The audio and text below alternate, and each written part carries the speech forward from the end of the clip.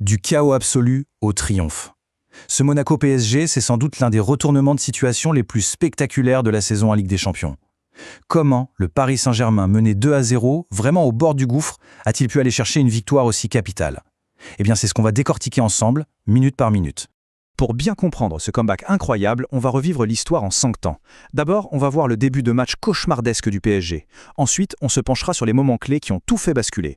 On plongera dans l'analyse tactique, on découvrira le héros que personne n'attendait, et pour finir, on verra pourquoi cette victoire pèse si lourd pour la suite. Allez, on entre directement dans le dur, le coup d'envoi est donné, et pour Paris, c'est le début d'une véritable descente aux enfers.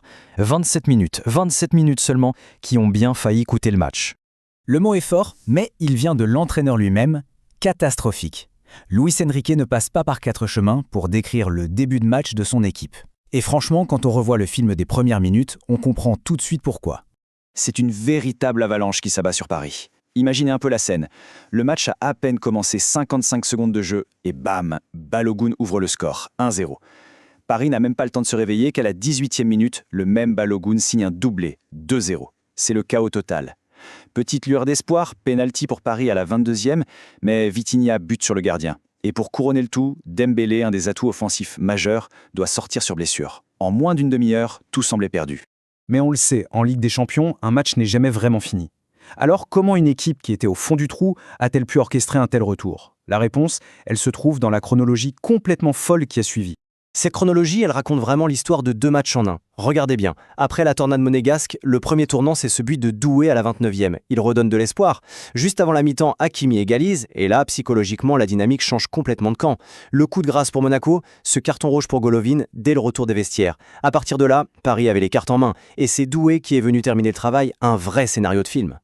Alors, au-delà du scénario dingue, qu'est-ce qui s'est passé tactiquement? Comment une équipe qui semblait complètement perdue a-t-elle réussi à imposer une domination aussi écrasante sur le reste du match?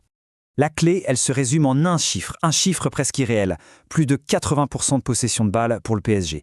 Et attention, ce n'était pas juste une possession stérile. La stratégie de Luis Enrique était claire. Confisquer le ballon pour épuiser Monaco, physiquement et mentalement.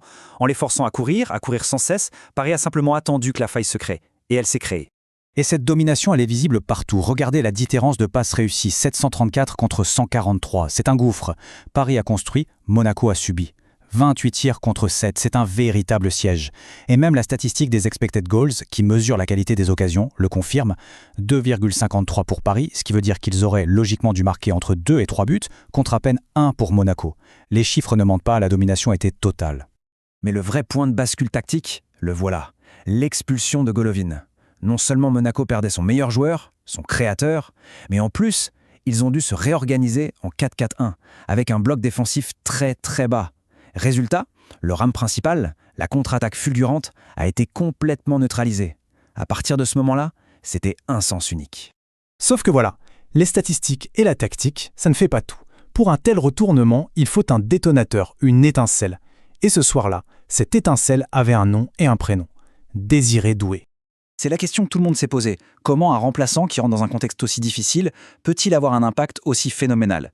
Désiré Doué, c'est tout simplement le facteur X de cette rencontre.